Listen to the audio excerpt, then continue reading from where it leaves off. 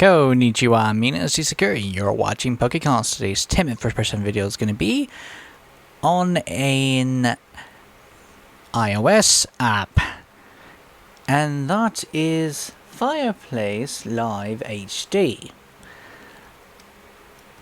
I absolutely had to do some of these due to the fact that yesterday when I was trying to do one, it doesn't work anymore.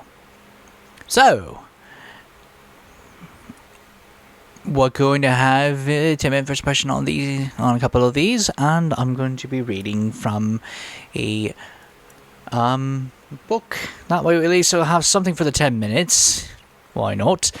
And yes, as always, 10 minutes to try out the app. First time trying the app or version of, and we can't skip anything. Let's get that timer started. Timer started, and away we go. First of all, let's see background scenes. We can. Oh, that's actually quite nice. Like that.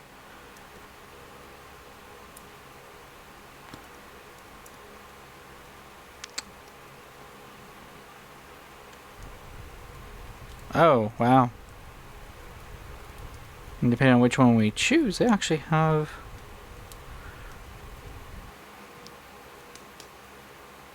the sound that goes with it. I like that. And for $2.99 you can have this fully unlocked. Okay, we'll stay with that one. Alright then. So, because this is basically what it's going to be for 10 minutes, I got Snow White and Rose Red. I always say that backwards and I don't know why. So, yeah. I'll do my best and try to read through as much as I can before the timer goes out. I'd like to note that I'm actually using the Junior Classic Books and Fairy Tales for the DS. So that's actually what I'm using. So, yay. Okay. There was... There. I can't even stop properly. See. Yes.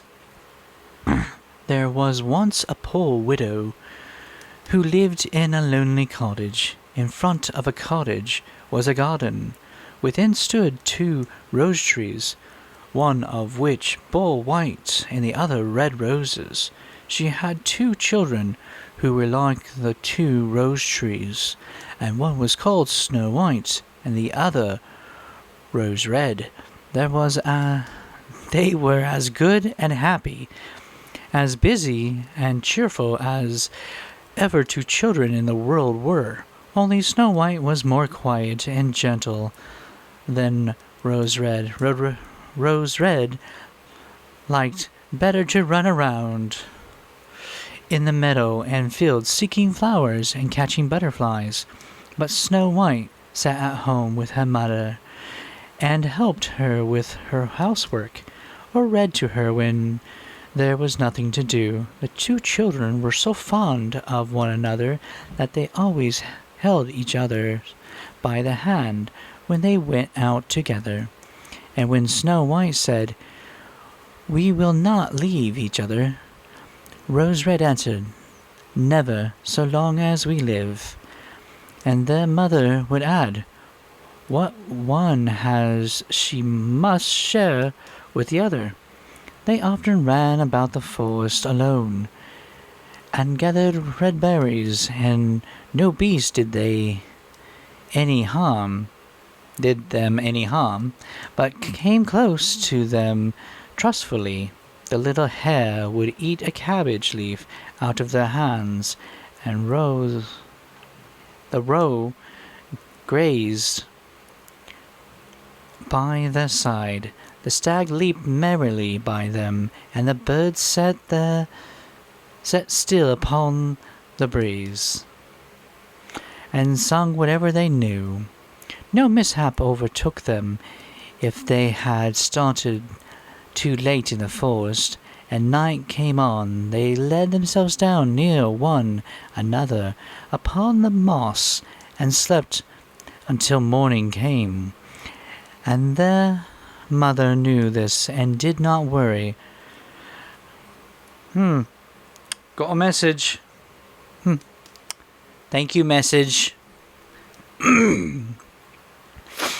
Okay, let's see. Nope. Okay, there we go. Going back. Okay, let's see, where were we? Okay. The mother knew this and did not worry on their account. Once when they had spent the night in the woods and the dawn had arose them, they saw a beautiful child in a shiny white dress sitting near the bed. He got up and looked quite kindly at them, but said nothing and went into the forest. And when they looked around, they found that they had been sleeping quite close to a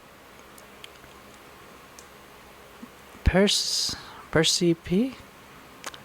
and would certainly have precipice, and would certainly have fallen into it in the darkness if they had gone only a few paces further. And their mother told them that it must have been the angel who watches over good children. Snow White and Rose Red kept their mother's a little cottage so neat that it was a pleasure to look inside it. In the summer, Rose Red took care of the house, and every morning laid a wreath of flowers by her mother's bed before she woke, in which was a rose from each tree.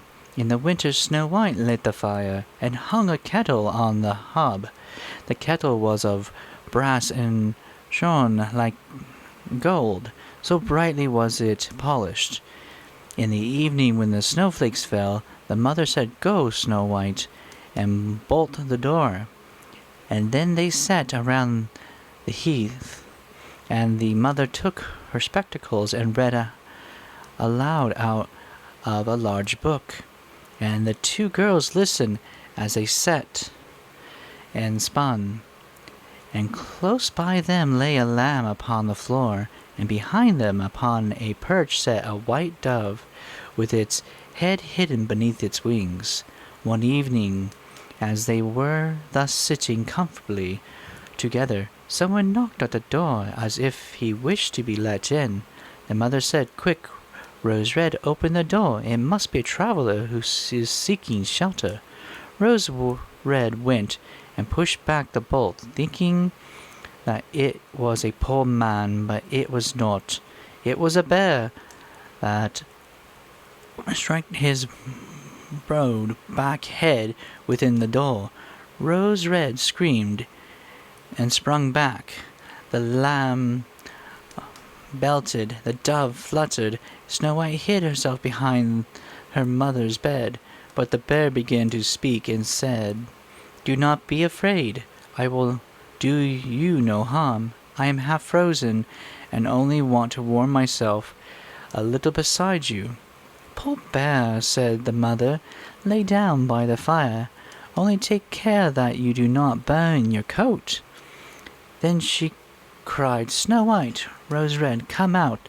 The bear will do you no harm. He means well." So they both came out, and by the lamb and dove came nearer, and were not afraid of him. The bear said, "Here, children, knock the snow off my coat a little." So they brought the broom and swept the bear's hide clean, and he stretched himself by the fire and growled contentedly and comfortably. It was not long before they grew quiet at home and played tricks with their clumsy guest. They tugged his hair with their hands, but put their feet upon his back and rolled him about, or they took a hazel switch and beat him. And when he growled, they laughed, but the bear took it all in good part. Only when they were too rough, he called out, "Leave me alone, children. Snow White, Rose Red, will you beat your widder dead?" When it was bedtime, and the others went to bed, the mother said to the bear, "You can lie there by the heath, and then you will be safe from the cold and the bad weather." As soon as day dawned, the two children let him out, and he tottered away the snow into the forest. Henceforth, oh yay! Dinner is ready. Boy, that kind of worked nicely. Okay, henceforth the bear came every evening at the same time, laid himself down by the heath, and let the children amuse themselves with him as much as they liked, and they got so used to him that the doors would never fasten until the black friend had arrived. When spring had come and all outside was green, the bear said one morning to Snow White, "Now I must go away and cannot come back for the whole summer." "Where are you going, then, dear bear?" asked Snow White. "I must go into the forest," and there it goes.